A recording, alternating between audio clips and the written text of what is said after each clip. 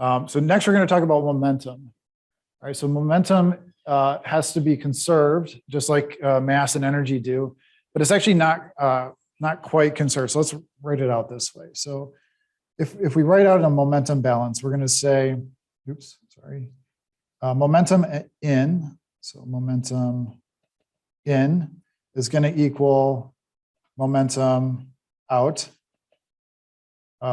plus momentum stored. Okay, but that's not quite all of it.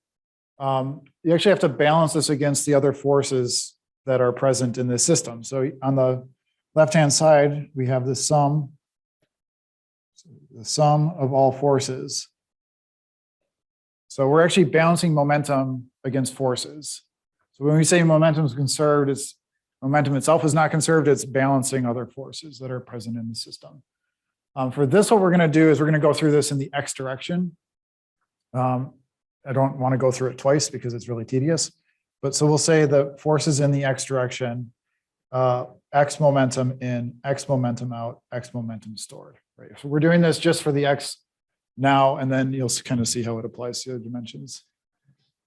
Okay, so let's start with maybe the obvious thing. So what kind of momentum are we going to have coming in here on the left-hand side?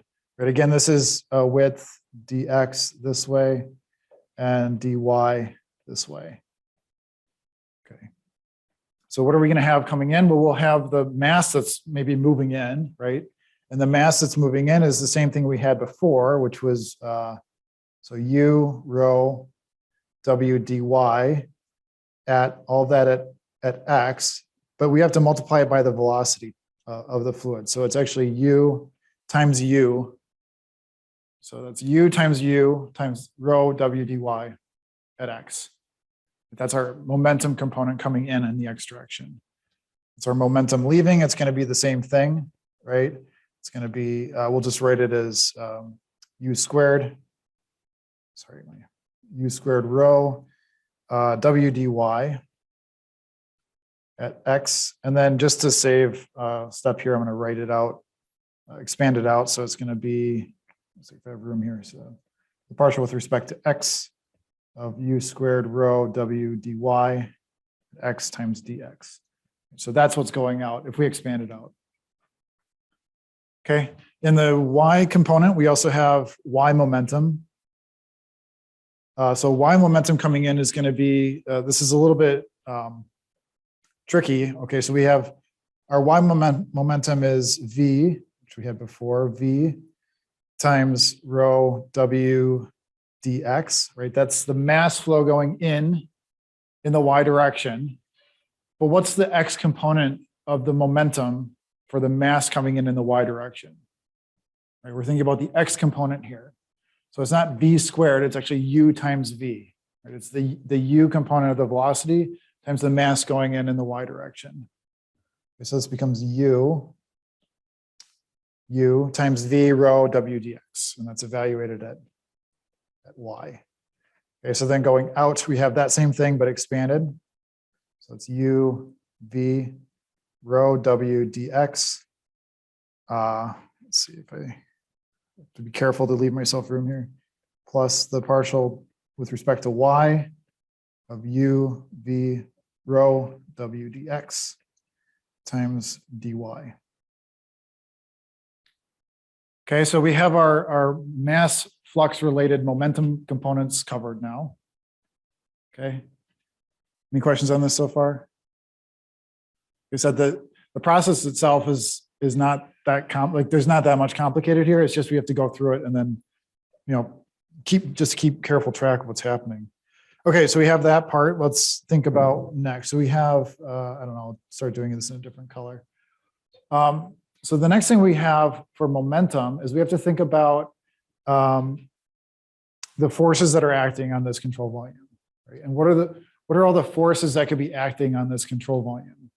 Well, you could have fluid. So let's actually draw this. We have fluid coming in, but the fluid, keep in mind, even though we're just doing this for the x component, the fluid could be coming in any direction. Right? So you could have fluid coming in like this, right? So what are the forces that we could have? Let's think about the shear part of the shear stress part of this first. So let's take on the maybe on the Y part of it. So if I have fluid that's going in this way and the fluid is shearing, remember it's in a boundary layer. So it's shearing over itself. What's the force put on this boundary here, this boundary at Y? Right? It's going to be a shear stress tau times the area of that surface. Right? So that's going to look something like this. So we'll draw it this way. Shear stress here, and we'll call that tau at face Y. Right? So tau Y in the X direction. So tau YX. Tau on face Y in the X direction. Times the area, which is W times dx, all of that evaluated at surface Y. Okay. We also have the same thing up on top. That's going to be in the opposite direction. Okay, and then we have, that's going to be tau yx W dx at Y plus the partial with respect to Y of that component, which is tau yx W dx at Y times dy. All right, so we have that shear part. Now, what about in the X direction? If we're thinking about forces that are only acting in X at this point. So if we have shear stress this way, what kind of force are we going to have on the X face? Right, any shear on the X face is going to push it. The tau component is going to sort of push it in the Y direction. But there is also that sort of normal directed shear force component. Okay, so that we'll refer to that as sigma. So let's look over here. So sigma is going to be sigma at X in the X direction times the area dy times W. Okay, and then in the Y face, we'll draw the arrow going out. And that's going to be the same thing. Sigma XX dy W at X plus the partial with respect to X, sigma XX dy W times dx. Okay, so we have now our shear components taken care of. So what else could we have going on here? What other things could be introducing a force on this control volume? Any guesses? Gravity, yeah, we could have gravity. So let's see, let's do this in the control volume. So gravity is going to be pink. Gravity in the X direction, right? We have to think about, this is for the X component. So we'll draw gravity in the X direction. It's going to be what the mass times gravity, right? So that's going to be W dx dy rho times gravity, which we'll call G in the X direction. Gravity.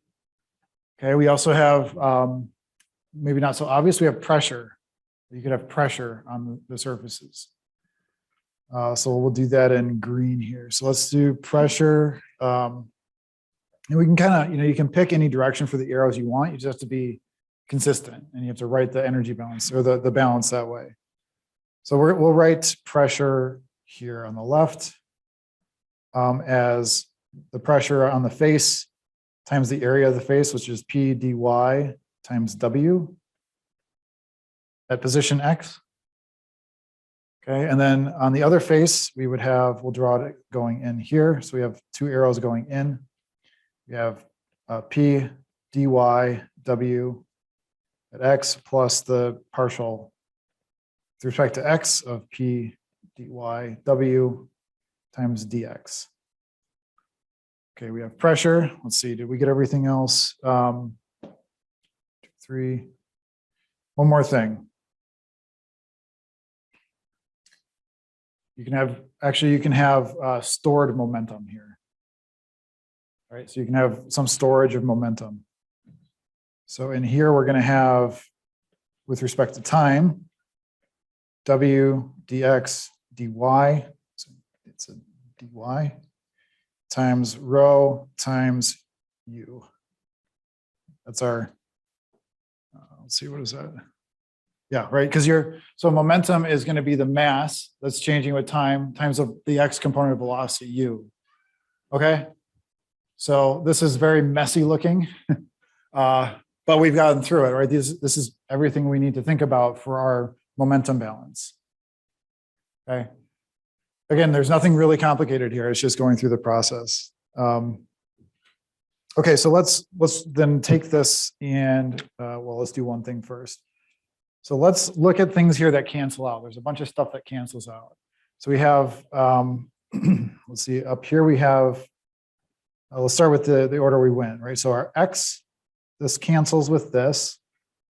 Y, sorry, that was y. X, this cancels with this. Pressure, right? So pretty much the first term of anything is going to cancel, right? So then what are we're left with? I'll have to circle it here. We're left with this, this, this, this, this, and this, I think. Hopefully I didn't miss anything there, right? So that's what our equation that we're left with, gravity, right? So that's what we're left with in our balance. And we just have to write that out for this system. Okay, so let's do that. See if I can keep this up a little bit. So let's actually write this out. I'll just write it out, but we'll be really careful about getting the sign correct. So we have to think about, okay, what do we draw going in? What do we draw going out? And have the correct sign for that. So let's see, to start for the x we had going out, so that's minus. We have the partial with respect to x of rho dy w w times dx. We have partial with respect to x. We have sigma xx dy w dx. In y, we have coming in. Let's see, or no, what do we draw it? Yeah, so the shear stress is to the left. Right, so that ends up being a positive. So that'd be d dy tau yx dx times w times dy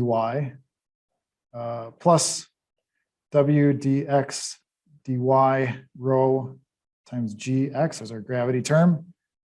Okay, so then that all equals, see, we get everything here, that all equals what? The momentum part of this, which is dx of u squared w dy rho times dx plus the partial with respect to y of v dx w u rho dy, and one more term, plus the partial with respect to time of w dx dy rho, it's a rho, times u.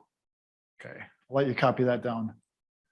So that's our momentum balance for this once we go through everything. And I think if I just copied it correctly, I think we got the signs right. Just being careful which arrow's going which way.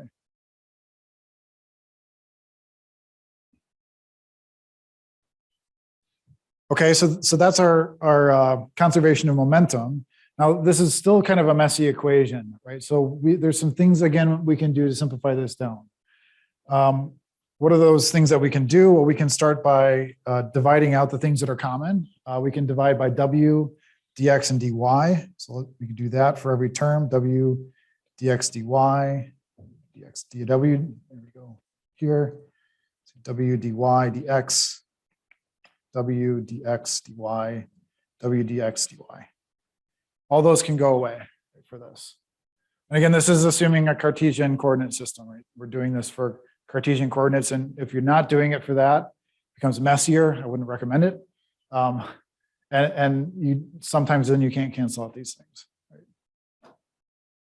Right? So those go away. What else can we assume here? Yeah, so we divide that out. I'll just give it a little simplified form here. When you do divide that out, this becomes the following: minus d rho dx plus d sigma xx dx plus d tau yx dy plus rho times gx is equal to rho times all the momentum terms, which is du squared dx plus duv dy plus the partial u with respect to time. Okay, so that's our somewhat simplified form. All right, so then this is maybe closer to what you've seen in like your fluids textbook, but not quite exactly the same. So there's a couple things additionally that we can do to this to simplify it a little bit further. One of those things is substituting the rate equations in. So you can substitute the rate equations for shear stress in the normal direction and the face direction, right? The tau and the sigma direction. So if we do that, we have these two equations. So tau yx, the rate equation for that is mu times the quantity du dy plus the dv dx. And then sigma xx, the rate equation for that is 2 times mu times du dx. Okay. So we make those substitutions, and then you just see where they appear, and you put them in the equation, and then you have to just basically do some algebra. I'm not going to go through all the steps because it's a little bit too involved, but you end up with the following. So you end up with the fully simplified form being minus d rho dx plus mu times the quantity d squared u dx squared plus d squared u dy squared, end of quantity, and then plus rho g in the x direction is equal to rho u du dx plus v du dy plus du dt. Okay, this equation here that we just wrote out is the x direction Navier-Stokes equation, which you've seen before. X-directed Navier-Stokes equation. Yeah.